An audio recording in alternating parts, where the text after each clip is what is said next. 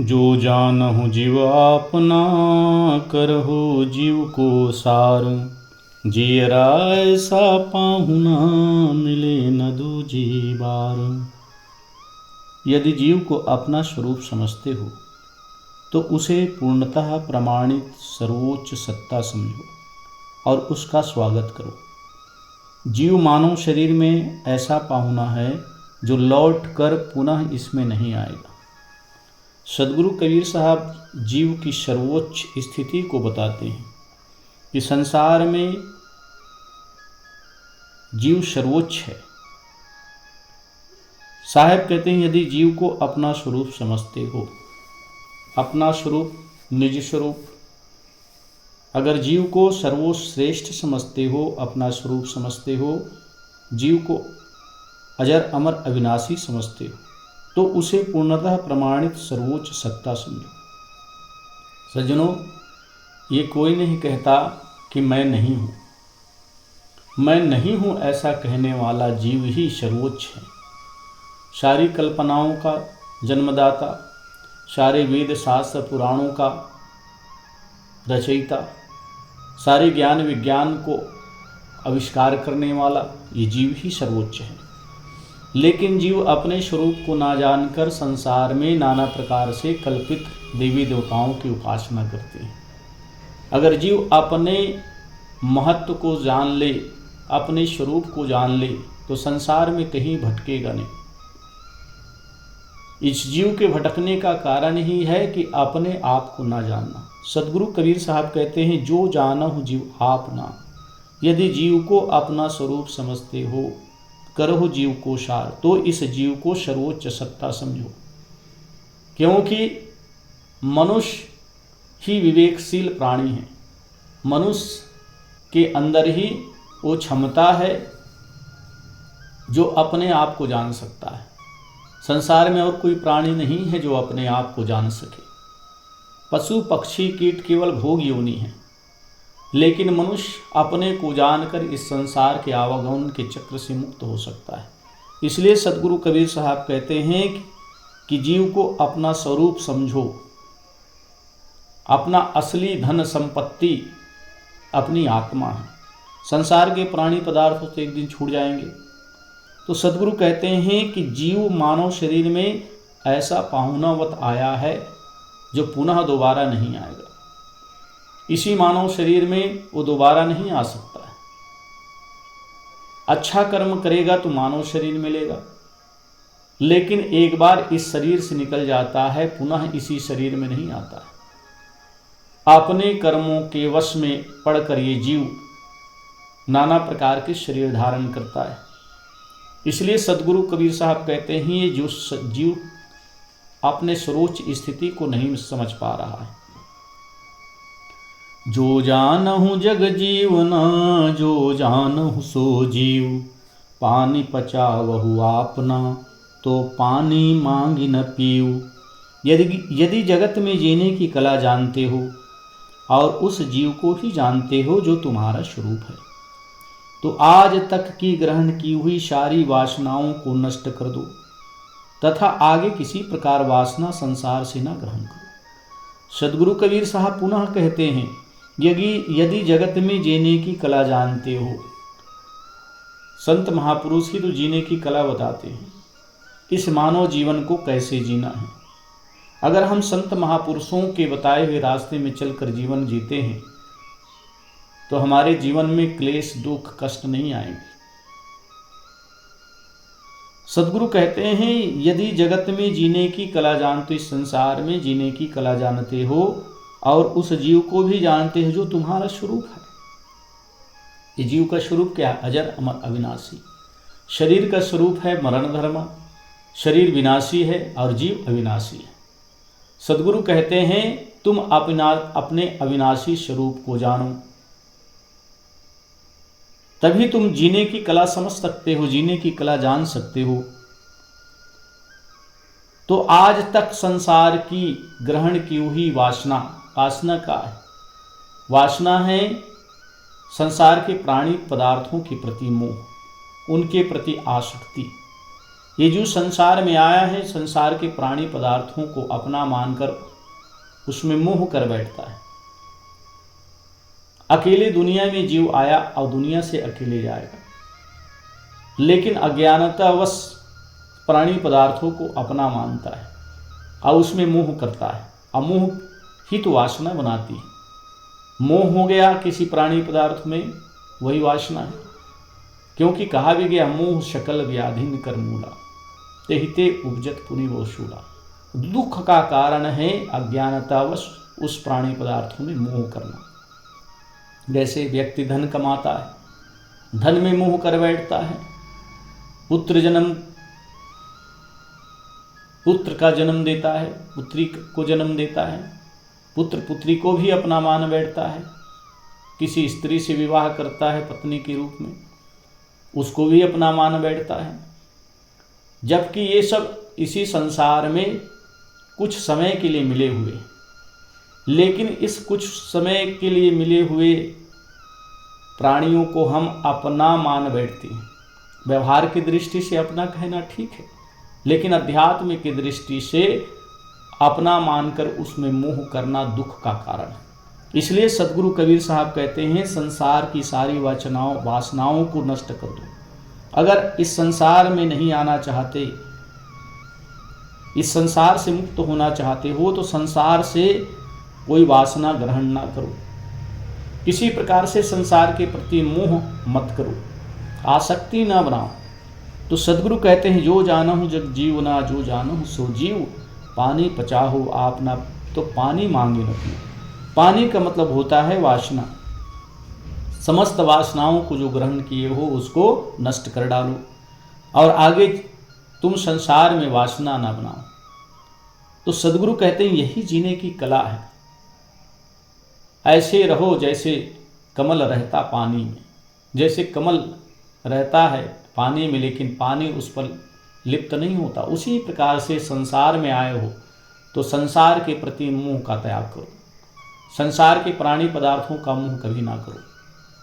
मिल गया कोई बात नहीं, उसका उपयोग कर लो। कोई प्रियजन मिल जाए तो उनसे सुंदर व्यवहार कर लो। लेकिन अगर किसी में अगर मोह करते हैं, जैसे एक युवक युवती में मोह कर बैठता है और ना मान मर्यादा कुछ नहीं समझता है, और इतने अंधे हो जाते हैं मोह में कि यहाँ तक कि उस मोह के कारण जो आत्महत्या भी कर बैठते हैं। इसलिए सद्गुरु कहते हैं कि जगत में अगर जीने की कला जानते हो और साथ साथ अपने स्वरूप को भी अपना जानते हो, अपना मानते हो, तो संसार के समस्त वासनाओं को नष्ट कर और पुनः संसार की वासनाओं को ग्रहण ना करो। पानी पियावत क्या फिरो, घर घर सायर बारी, तृष्णावंत जो होएगा पिएगा झकमारी। सद्गुरु कहते हैं, पानी पियावत क्या फिरो मतलब है उपदेश देते क्या फिरते हो। जो व्यक्ति ज्ञान ग्रहण नहीं करना चाहता है, जो व्यक्ति ज्ञान सुनना नहीं चाहता है, जो अपात्र है, साहब कहते हैं कि उसको तुम ज्ञान देते क्या फिरते हो। सबके मन में ज्ञान का सागर भरा हुआ है। साहब कहते हैं सबके अंदर ज्ञान है, तो सद्गुरु कहते हैं उपदेश क्या देते फिरते हो। सबके मन में ज्ञान का सागर भरा है, अर्थात सबको अहंकार है कि हम ज्ञानी हैं, हम सब कुछ जानते हैं। जो व्यक्ति सत्य उपदेश का प्यासा होगा वह अहम भाव छोड़कर स्वयं ग्रहण करेगा। जिनको ज्ञान की आवश्यकता है तो समस्त अहंकार का त्याग करके वो ज्ञान ग्रहण करेगा। और जिनको अहम है कि मैं सब कुछ जानता हूँ लेकिन जानता कुछ भी नहीं है, वो अहंकार में जीता है, ऐसे व्यक्ति आपके ज्ञान को ग्रहण नहीं कर सकता। इसलिए सद्गुरु कबीर साहब कहते हैं ऐसे लोगों को उपदेश करना व्यर्थ है। जिस प्रकार से बिना प्यासे व्यक्ति को पानी पिलाओ तो वह पानी नहीं पीता, उसी प्रकार से साहब कहते हैं कि जिनको ज्ञान की आवश्यकता नहीं है उसको क्या ज्ञान देते फिरते हो। उसके अंदर तो ज्ञान भरा हुआ है, वो अहंकार में कहते मैं सब कुछ जानता हूँ, मैं वेद शास्त्र जानता हूँ, मैं मोह को भी जानता हूँ, घृणा को जानता हूँ, द्वेष को जानता हूँ, लेकिन इसी में रात दिन रमता रहता है, इसी में रात दिन खपता रहता है। तो कहता है मैं सब कुछ जानता हूँ। ऐसे अहंकारी व्यक्ति को ज्ञान नहीं लगता।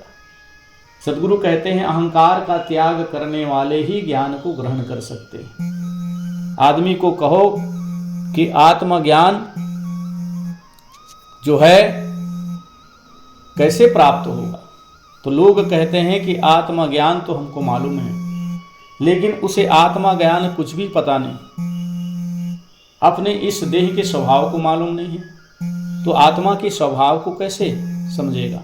इसलिए सद्गुरु कबीर साहब कहते हैं कि ऐसे व्यक्ति को उपदेश देना व्यर्थ है, क्योंकि ऐसे व्यक्ति को उपदेश देने से उनका के प्रति ज्ञान लगने वाला नहीं है। संतों का ज्ञान नहीं लग सकता, अच्छी बातें लग नहीं सकता। इसलिए सद्गुरु कबीर साहब कहते हैं ऐसे व्यक्ति को ज्ञान देने की आवश्यकता नहीं। हंसा मोती बिकानिया कंचन थार भराए, जो जाको मर्म न जाने सोता को काह कराए। जैसे हंस पक्षी मोती चुगने के प्रलोभन में पड़ जाता है तथा बधिक के जाल में फंसकर बाजार में बिक जाते हैं, वैसे चेतन मानव मुक्ति के प्रलोभन में पड़कर तथा थाली में स्वर्ण मुहरे भरकर गुरुओं को अर्पित करता है और उनके जाल में फंसकर संसार बाजार में बिक जाता है। जब वे भ्रमिक एवं अधकचरे गुरु स्वयं मुक्ति का रहस्य नहीं जानते हैं, तब शिष्यों को क्या रास्ता बता सकते। सद्गुरु कबीर साहब उन अधकचरे ज्ञानी की बात कहते हैं, अधकचरे गुरु की बात कहते हैं। जिस प्रकार से हंस पक्षी मोती चुगने के प्रलोभन में बधिक के हाथों जाल में फंस जाते और अपना सर्वस्व नाश कर देते, सद्गुरु कबीर साहब कहते हैं वैसे ही मनुष्य मुक्ति के प्रलोभन में, धन के प्रलोभन में, पद मान प्रतिष्ठा के प्रलोभन में सोचते हैं कि ये बाबा हमारी मुक्ति कर देंगे, ये बाबा की आशीर्वाद लेने से धन की प्राप्ति होगी, व्यापार में सफलता मिलेगी, नौकरी मिलेगी इनके आशीर्वाद से। अब ऐसे बाबा जो है लोगों को फंसा लेते हैं।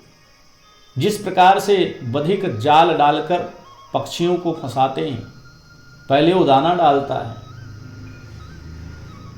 जाल बिछा देता है, लेकिन उन पक्षी बेचारों को क्या पता कि हमारे काल हैं।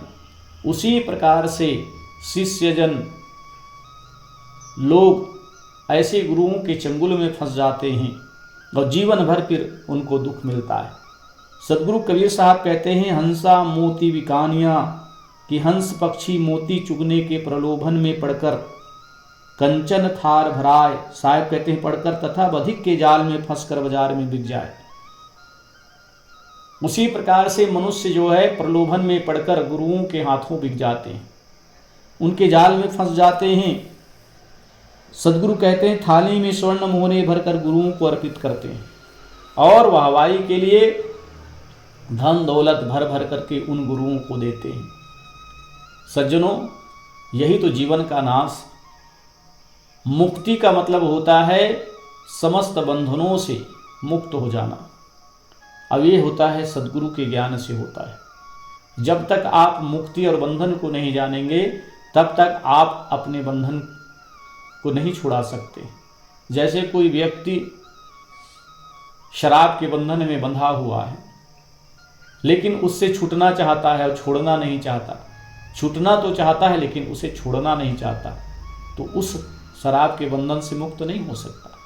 उसी प्रकार से जुआ, चोरी, नशा, हिंसा, नाना प्रकार के जीव पर बंधन है। कल्पित देवी देवता की उपासना करना, ग्रह नक्षत्र शनि नाना प्रकार के ये भ्रम में पड़े रहना, यही जीव का बंधन है। सद्गुरु कबीर साहब कहते हैं कि मुक्ति तभी प्राप्त होगी जब आपके जीवन में सच्चे गुरु का प्रवेश हो। आप सच्चे गुरु को, सद्गुरु को तलाश कर अपने जीवन में आत्मज्ञान प्राप्त करना चाहते हैं तो उसकी तलाश कीजिए, तभी आपकी मुक्ति हो सकती है। सद्गुरु इसी प्रकार से कहते हैं, लेकिन संसार में दिखावा के गुरु बहुत हैं, आडंबर और झूठे में फंसाने वाले गुरु बहुत हैं। लालच देते हैं कि मैं रोग ठीक कर दूंगा, मेरे आशीर्वाद से धन मिलेगा, मैं भविष्य जानता हूं, मैं बीते हुए को जानता हूं, मैं आपके दुख को दूर कर दूंगा। ऐसे कहने वाले संसार में बहुत हैं और आपसे धन हरण करते हैं कि इतना तुमको फीस देना होगा तभी मैं आपके दुख दूर कर दूंगा। सज्जनों, यही तो ठगाना है। आज संसार में यही हो रहा है। बाबा लोग बैठे अपने व्यापार फैलाए, आशीर्वाद से ठीक कर रहे हैं रोगों को, कोई फूंक झाड़ करके ठीक कर रहे हैं। दुनिया में याद रखें, रोग होते हैं तो उनका उपचार भी होता है। अगर आपके शरीर में रोग है तो आप ऐसे वैद्य के पास चले जाएं जिससे उसकी वो दवा जानते हो, तभी ठीक हो सकता है। संसार में ऐसे फूंक झाड़ करने वाले गुरु बहुत मिलेंगे। ठीक है, आप अगर चाहते हैं कि फूंक झाड़ से ठीक हो सकता है तो आप जाइए, लेकिन किसी भी प्रकार से धन का बर्बादी ना कीजिए।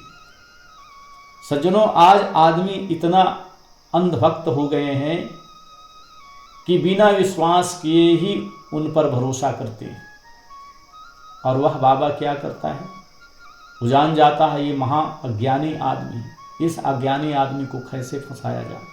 तो इस प्रकार सद्गुरु कहते हैं कि मानव जो है प्रलोभन के चक्कर में ऐसे गुरुओं को जाल में फंस जाते हैं और जीवन भर दुख और क्लेश पाते हैं। सद्गुरु कबीर साहब कहते हैं, जब ये भ्रमिक एवं अधकचरे गुरु स्वयं मुक्ति का रहस्य नहीं जानते, कल्याण का रहस्य नहीं जानते हैं, तो आपकी मुक्ति कैसे कर देंगे। इसलिए सज्जनों, विवेक का इस्तेमाल कीजिए। पहले ही शब्द में कहा गया कि मनुष्य सार शब्दों का विचार और आदर नहीं करता है, इसीलिए व्यर्थ में जीवन नष्ट करता है। उनका जीवन नष्ट है जो विवेक नहीं करते हैं, विचार नहीं करते हैं।